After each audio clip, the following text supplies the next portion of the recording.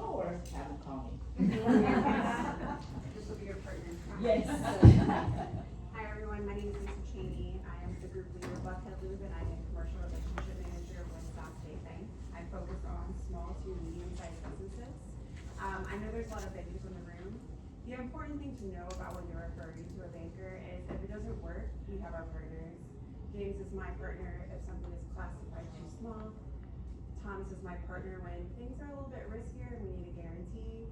Brendan's my Hail Mary, and I'm leaving out a banker. Ryan, I miss you.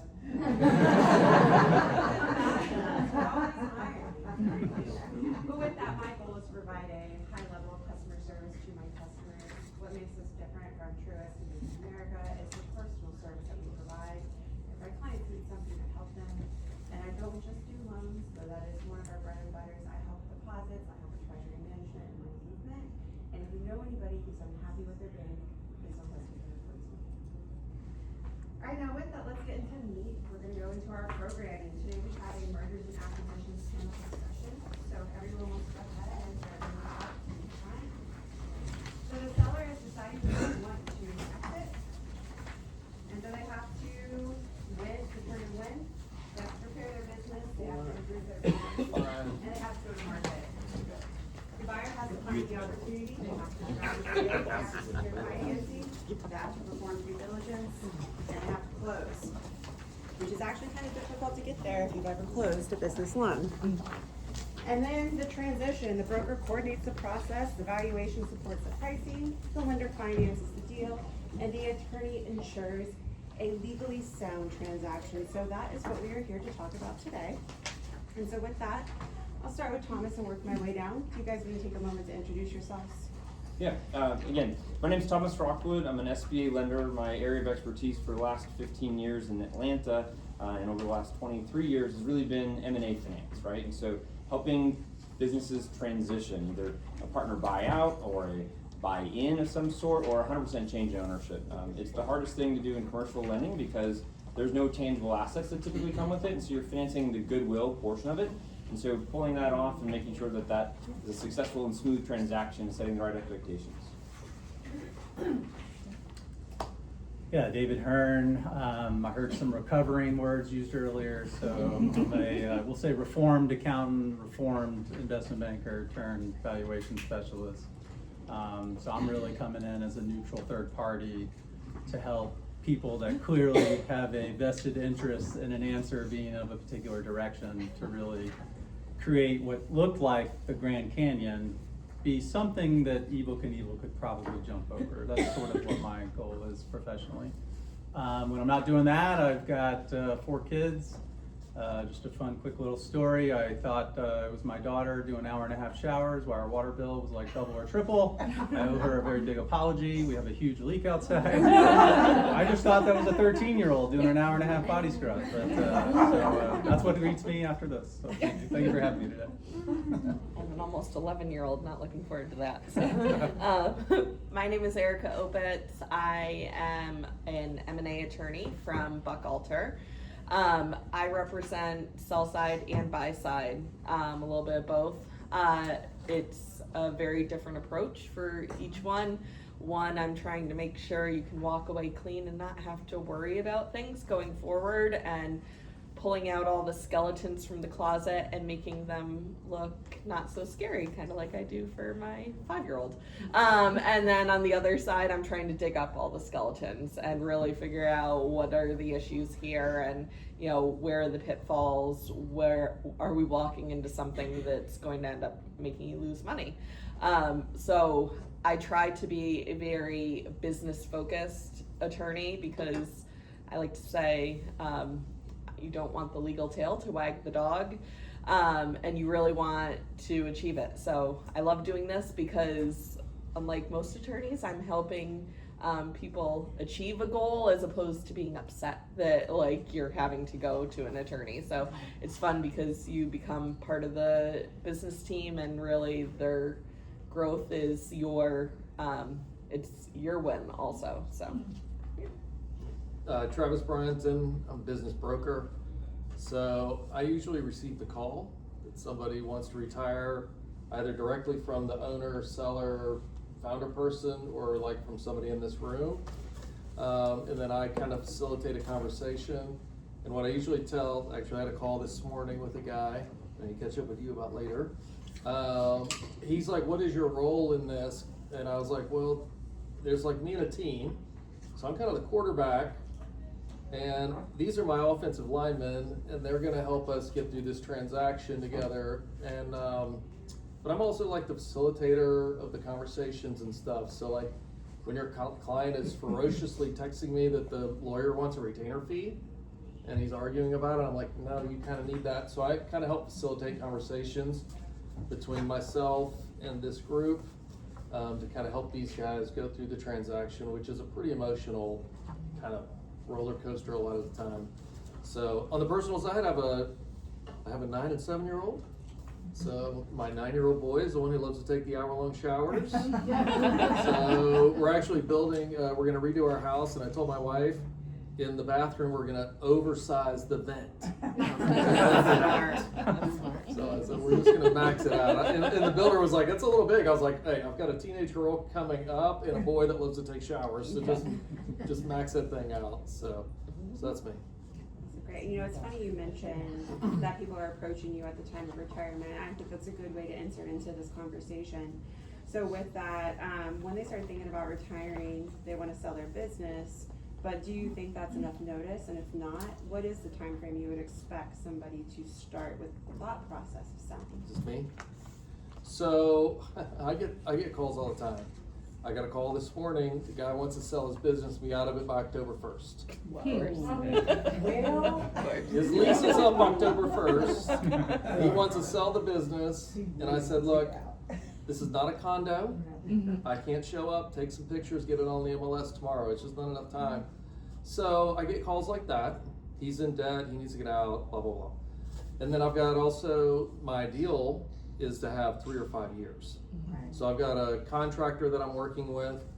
He wants to get out of the business. He wants to hit a number. I've had a conversation with him. I've sent him back to his financing team. He's got a lot of his stuff wound up in the business with his personal. So we're getting all that pushed back onto the books. So kind of like exit planning, 3 to 5 years. He wants to hit a number, kind of get him out of the business. He's a big fly fisherman. So I've told him, okay, year 1, this is what I want you to do, is take a 1-week vacation, go fly fishing, call back twice. Year 2, I want you to take a 2-week vacation, call back twice. Then once we get to year 3, take a 3-week vacation, call back twice, then we're ready to go. If that business can run on its own at that time frame, we're ready to hit the market, you know, and all that kind of stuff. So 3 to 5 years, great. 4 or 5 months, 2 months, not great. So I'm going to start picking on you for a little bit Yep. because you started giving a lot of information right there. Sure. And I think the most important one for anybody who attended our meeting last month, we did a case study. And that was a board of directors challenge that basically determined whether or not, or what was the single most important thing that business owners need to take into consideration. And right there, what we all determined as a group collectively was the business owner being able to separate themselves from the operations. And so with that, and I want to open this up to everybody, buyers don't really want to buy a job, they want to buy a business. So how dependent should a business be on its owner, and how does that impact value and the process of transitioning the business from buyer to seller, or seller to buyer? Sure, yeah, I'd be happy to. No, I think that was a great segue that you just gave there. It's a nice softball, thank you. I'll still probably miss though. But yeah, I mean, look, at the end of the day, you know, just like the last question, I mean, this is always an earlier the better, you know, and that's the traditional finance answer, right? You know, we wish we would get 5 years or longer. To be honest, they probably should start with the end in mind the day they started their company, but the reality is nobody's gonna do that, right? So it's the old Chinese proverb, when was the best time to plant a tree? Yeah, it was definitely 20 years ago, but the second best time is like right now. It's every day we're hurting ourselves. And the two you know, weights that I see that like depress value the most, one is the owner dependency risk, which is where that question's going, and then the other is sort of a similar related aspect of risk, but on the customer side. I think those are two of the biggest risk areas that depress valuation the most. And so, sometimes when you meet an owner, that answer is unfortunately like, it's not a microscope, it's a mirror. The whole business is who's looking in the mirror.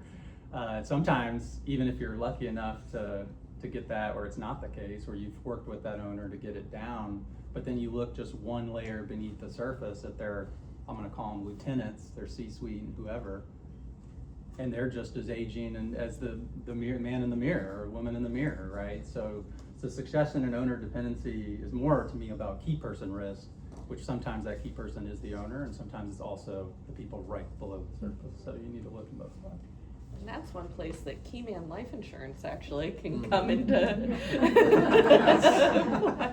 No, but so the phone call that Travis was talking about, right? Like, I want to be gone sometime soon, right? There's not enough time to clean up, and so I like your answer of that 3-year runway, because you got to clean up. And so, I do buy side finance, and so part of that risk is, okay, well, whoever the buyer is, can they step into that role and can they continue to do it? And so you really have to understand what is the person doing on a day-to-day basis, back to kind of what you were just talking about, right? And so the buyer is as much important as the seller, and so if you can get the seller out of the business, and if you can go down that path with the seller and say, okay, you're really an executive leader, well, then you're going to open up, in my opinion, more opportunities for the right buyer to come in. And that means you've got infrastructure and management in place, and you can do these things, and the business runs on its own.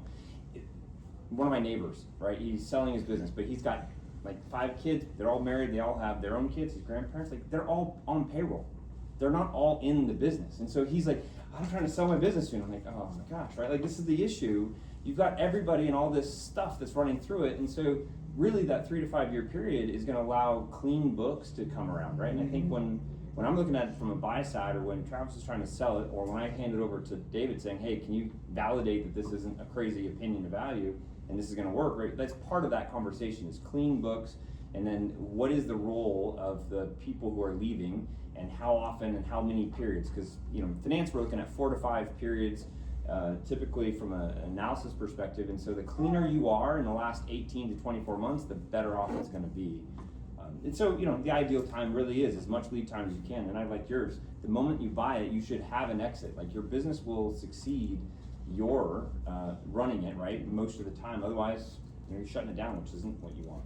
Right, and most businesses don't know they can actually sell their business. And so I kind of want to go back, Thomas, and maybe you can give me your opinion on this. Since you work with the purchaser, what is the biggest misconception people have about the acquisition process?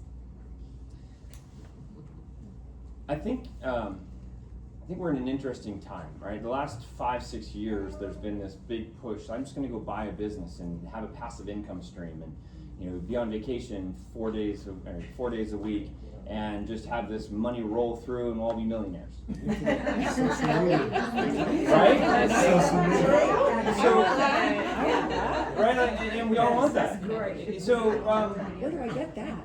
right, that is I've hundreds and hundreds of transactions, right? Like, I've never funded that.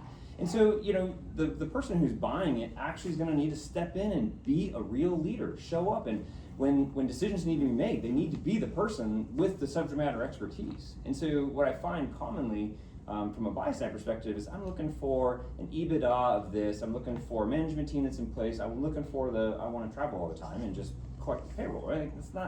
That's not really out there that often, in my opinion. So it's somebody who's got experience, who on the worst day of the business knows how to be a leader, make a decisive decision, and keep that thing moving forward. And so I try to have a lot of buy-side conversations and try to steer people down to, well, what is your expertise? What is your background? What does your resume actually say? And what can you lead with confidence?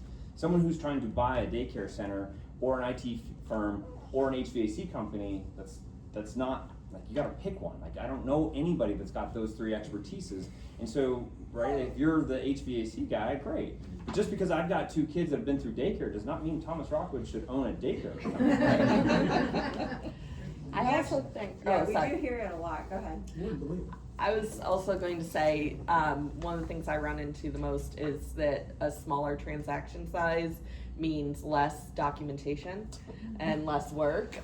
In fact, in my experience, a lot of times it's the opposite.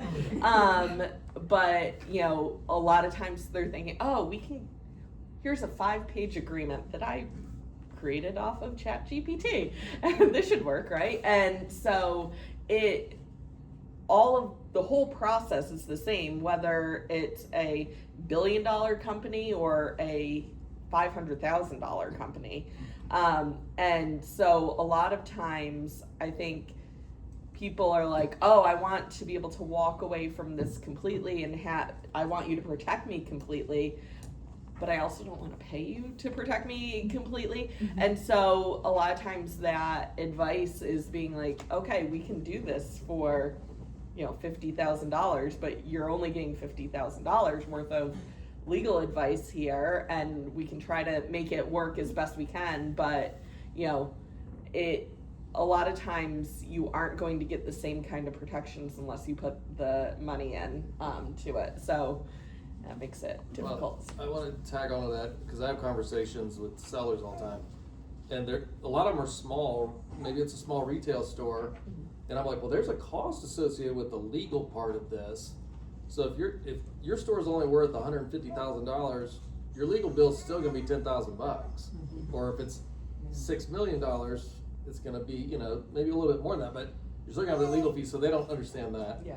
And then also, I get a lot of calls from buyers think that it's just a cash transaction, and I'm like, well, you can if you want to, but most of this is done with SBA.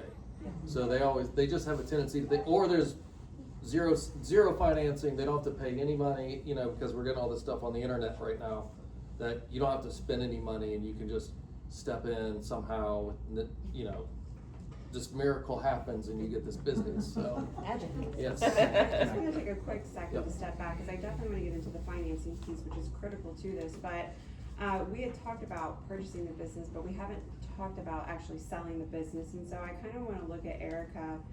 It's a huge financial and emotional decision for an owner to sell their business. And so with that, how do you actually help owners navigate that decision?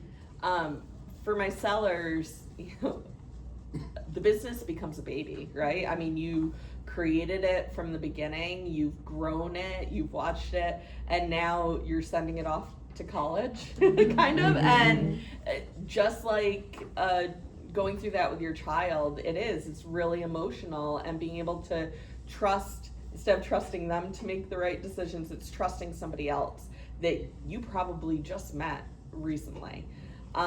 So a lot of my job on the sell side is therapist / lawyer, and it's really holding their hand through it and saying, when the attorneys say that your ownership records don't reflect things, it's not a criticism of you. It's just, we just need to make this work. And so it's a lot of really advising them on that piece of it, but also making sure that they know the buyers and that they're getting to know them and they are aligning on where the company is going to go from there, because there's nothing worse than watching a client sell and then watching the buyer just crater it into the ground because they didn't integrate it properly, or they didn't realize, a lot of times how owner dependent is it. A lot of businesses are goodwill based. It's relationships, and sometimes you get that big PE buyer that comes in. And for example, I had a client he had a chemical business up in Dalton, Georgia, and he worked with a lot of the carpet companies, and this PE firm from Chicago came in, and they're PE from Chicago, and we're in Dalton, Georgia. And so, and they thought, they put him on a 1-year employment agreement, but it was going to continue. It didn't continue, and as soon as he was gone and he wasn't the person, and they added in all the bureaucracy of their bigger processes, he had $40 million in rollover equity on that, on top of the cash he got out of it, and they cratered it. It ended up foreclosing 5 years after they sold. So, and they had done this with a lot of different chemical companies, which they didn't understand the chemicals, and they thought they could integrate that. It was just a mess. But I think he realized about 3/4 of the way through the process that maybe these aren't my people. But he was 3/4 of the way through the process. So a lot of times when I'm talking to sellers, hopefully before they have made the decision to go out to sell, I'm telling them, like, make sure your personalities align, make sure the money isn't the only thing that actually matters here, because you might feel like you're okay walking away and just being like, I'm done, but watching somebody else, like, you know, make poor decisions, it's like watching your kid go out and doing that. And then, so it's that piece of it. I love the sell side, like helping them through the process, understanding why we're asking for all of these different things and how it protects them. But the emotional aspect, I think a lot of times is the hardest piece. I agree too. Equal mergers on the culture side is imperative, and I know Brian Moon over there can agree. When companies merge, if the culture is not the same, it's a challenge for not just the business but the employees involved as well. And Travis, I kind of want to get your take on that question too, because you are the quarterback. So I was thinking, I started real estate. I had to do some residential stuff in the beginning, and it was fine, but it was very emotional. A lot of nights and weekends. I'm like, this is for the birds. I love you guys. Congratulations on your house. I'm going to commercial. And then through that, I've sort of weaved my way to business brokerage. And I feel like I'm back, but even worse. Emotional roller coaster. I'm like on the phone with the seller last night. I was at an event. I'm, just walking them through. These buyers are idiots. What they're gonna do, all this stuff. And I'm like, hey man, we gotta just take a deep breath here. Then we have to call with a lawyer. It's just kind of like constant, like emotional. Even I had a call like yesterday with him before we even got on the call with the lawyer. So anyway, it's just a lot of emotional stuff. Working through. So on the emotional side too, I'm sure it starts getting pretty difficult when a value is tied to the business that maybe people just don't necessarily agree with. And so really, David, I want to get your opinion. How much is a business really worth, and how is a business actually valued? And then is there a difference in type of valuation, so on and so forth? And just for record, we have about 5 minutes. Only like 30 more questions. 4 questions in 5 minutes. I mean, I'll try and weave the prior question and this together. I think, Erica, you basically, to me, nailed the most important aspect of the talk today, which is this could literally be your deal team, and we'll spend all this time to get to the deal and get the price and the valuation right. We'll go deploy all these different methodologies and different things on the finance side, the legal side, right? We get the right financing, make sure you get the right people competing for them, and the deal can still fail. But the sellers, everybody's always so deal focused to just get to that finish line, and it takes a lot of work to get there. But as you just eloquently said with your story, I mean, it all will come down to what the seller's misconception is, that that's it. Right. It's the Braves winning the World Series and we're popping champagne. I mean, and we might do a fun closing dinner, although a lot of those have gone away. But that's the starting line now, because the buyer is going to expect that the cash flow that we thought they were going to have is going to continue, and sometimes that's on the seller to help that along, because a lot of it is goodwill and customer focus, right? And some of it's on the buy side too, and that's why that integration and culture match has got to be there, because odds are there's probably going to be an earn out, there's probably going to be rollover equity. So the finish line, I mean, your finish line is probably 3 more years, and can it sustain? What's going to happen once you give up the keys? If it sustains, you're there, you're going to be fine, right? Otherwise, because I'm going to be on the back end of all this, when a lot of y'all are moving on to the next deal, and the 2 most common disputes I'm going to be dealing with is the earnout and the working capital. In other words, when the price we all thought we got comes down, and so that's where you get these different expectations of value. And again, my job is to try and show them what consensus would view. Of course, you can always find somebody that sees grandma's chair is worth millions of dollars, and then you have another person just sees, well, that's just a chair. Well, I don't really care that she carved it. I just see a little wooden chair, right? So I have to use certain techniques, and it's like if we take y'all to the High Museum, and I'm not a big art guy, you know, you could show me a Pollock and I'd be like, what, my 12-year-old do this? My 10-year-old, 7-year-old did this? Like, you know, but I don't, you know, just, it's abstract, right? But if we go look at the Mona Lisa, I think we're gonna have a lot more in common on what we're seeing. Maybe we disagree on if she's smiling or smirking or whatever, but I promise you that chasm between what we see with the Mona Lisa versus what we're seeing with the Pollock, it's gonna be like, we could have 30 different answers on the Pollock, right? So my job with these valuation techniques is to kind of get you as close as possible on those 30 answers, though they will be slightly different. Is there anything that will drastically increase or decrease the value of a business? I mean, we hit two big ones, which is the owner dependency and then Okay. customer So they dependency. actually do value or have an impact on the value directly? Oh yeah, absolutely, yeah. I mean, owner dependency, that's why I love I call it the Italy test. Let's ship you to Italy for 1 week this year, 2 weeks next year, right? And let's see what actually happens. On the customer side, you know, I've got a client right now that, man, they're dealing with Christian Chicken Central down there, all right, Chick-fil-A, you know, and so all of a sudden they had a very diverse customer base, you know, lots of different, not just restaurant, but over time they got that right customer who kept coming back. And next thing you know, their portfolio wasn't a bunch of different large cap, mid cap, small cap stocks, international stocks. It was just one stock, Chick-fil-A stock, who's their only main customer of 90% of their revenue, and they're sitting there thinking, we could ride this train forever, just like you see people now with the data center train with AI until the party stops. And Chick-fil-A contacted them and said, we don't need you to modernize our stores anymore, right? So all of a sudden, something that we said was a risk, that the client saw no risk, now is like moved against them and the valuation has tanked, right?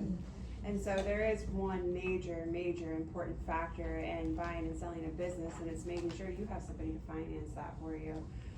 So Thomas, can you tell us about some of the financing options and what you're looking at with the valuation, with the owner, so on and so forth, that you haven't already shared with us? Yeah, you know, I think from the broker side, I like to get financials to help set those expectations with the broker and with David to then say, all right, what should you set the value at? Here's what the debt would look like, right? So in a common transaction, it might be worth a ton, but it can only support X dollars in debt. And so having that conversation is important because, you know, as Travis goes shopping and starts interviewing buyers for this, they need to know what they should be looking at, right? If they need that kind of debt. Vice versa, buyers only have so much cash, they need to find the right amount of cash that they can put into a transaction and that the company will give them what they need personally from a paycheck standpoint. So there's a lot of dynamics, but it's kind of a third, and then once you've got those two married together, then it's the projected forward-looking statements and documents to going down that path. But the key really is, you know, buyers need to have experience and some cash to put into it, but the seller's company is the real target, right? Like that's what has to be producing the consistent cash flow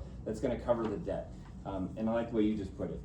The closing is day one of typically a 7A loan is what we use in the SBA space to fund intangible assets. That's a 10-year loan most often if we're not funding anything else.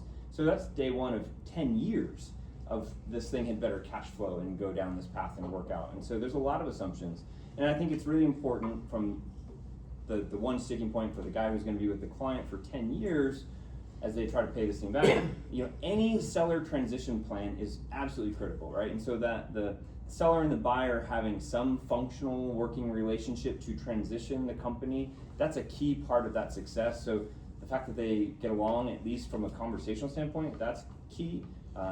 Sellers that are trying to evaporate tomorrow and toss it all into the buyer's lap and say good luck, I mean, that's a tough scenario. And it happens, right? Like there's people who are in their 80s and don't have much left to go, right? Or farther to go, or people who want to retire. And so that just requires a different kind of buyer skill set. But financing options, I mean, I kind of look at the SBA loans are the lender of last resort, right? We're having a conversation because it doesn't exist elsewhere. I mean, this is why the program was invented in the 50s, right? Like there wasn't banks saying yes to these sorts of transactions. However, this is how businesses transition. This is how we fund the American dream. This is how we keep people employed in our communities while letting the owners sell their business, right? And so this is the necessary loan that's not available when anything else is. And so if there was another way to do it, and typically if a buyer's coming to me and I look at how strong are they or what's the size of the transaction, and if you can go get a home equity line, go do that. That's cheaper, faster, better.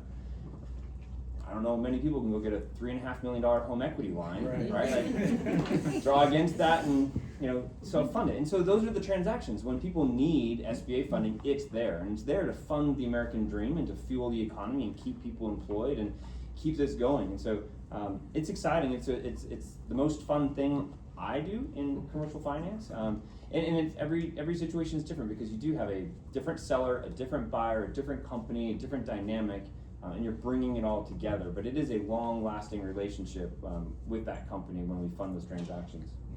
Perfect, thank you. So as you can tell, mergers and acquisitions is something we could absolutely talk about for at least an hour, but time is almost up. So what we're gonna do is I'm going to go through the due diligence section of this form, and then we're gonna move over to questions and answers. So I'm gonna start with Travis. What operational information should buyers review?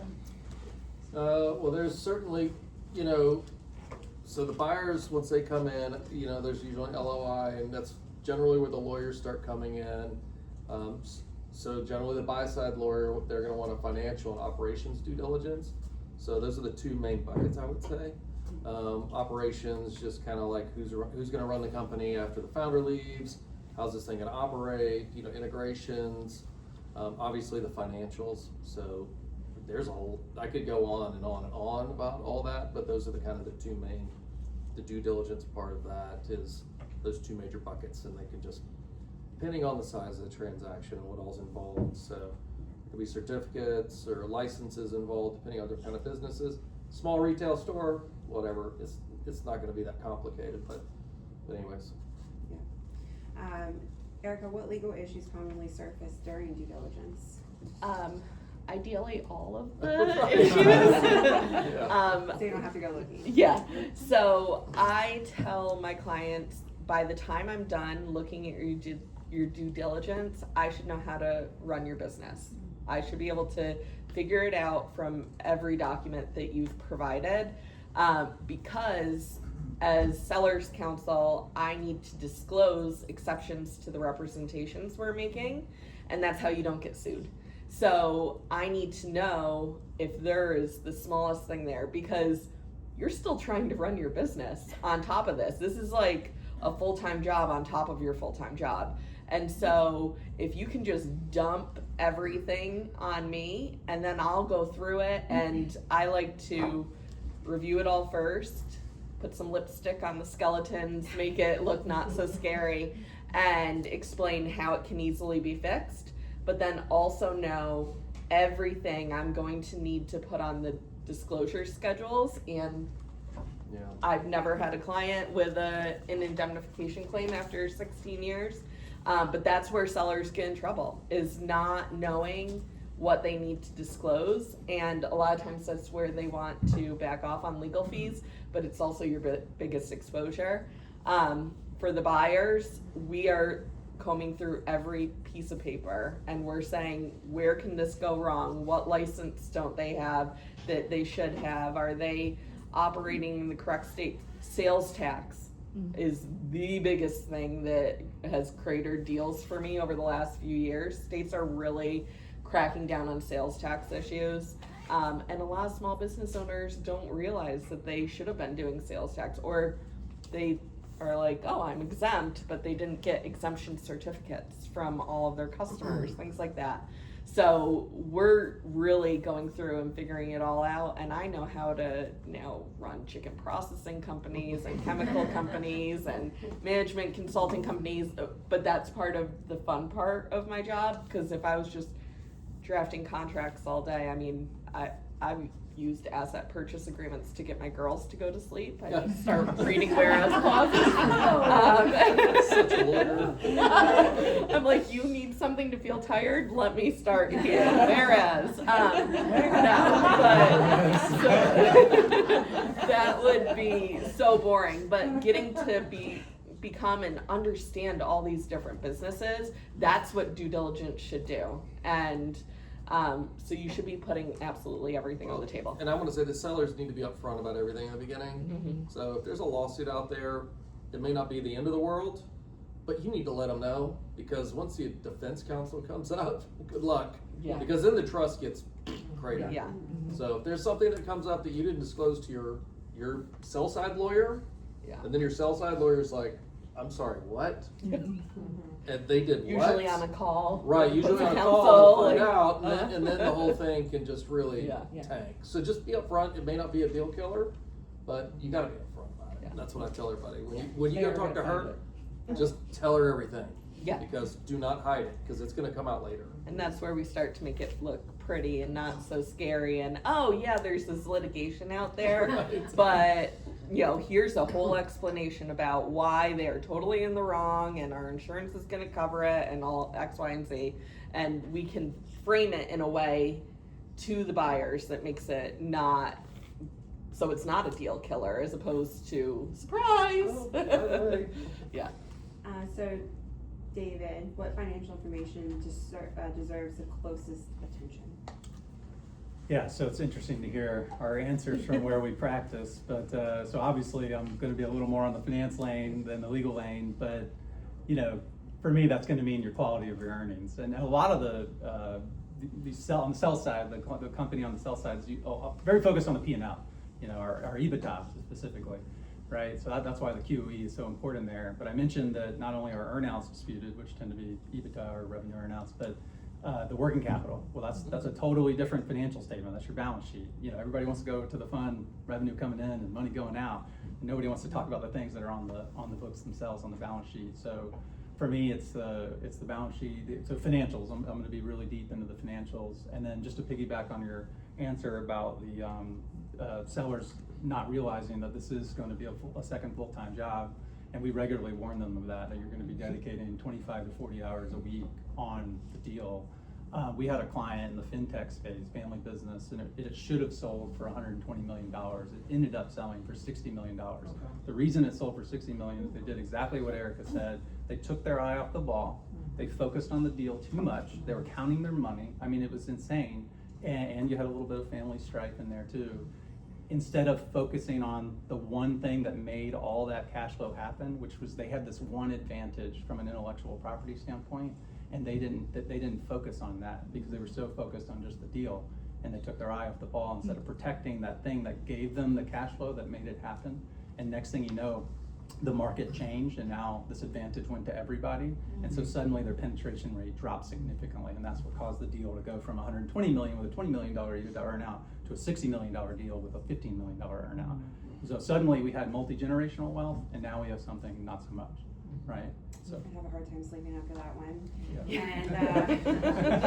And last but not least, Thomas, what is something that would typically delay financing?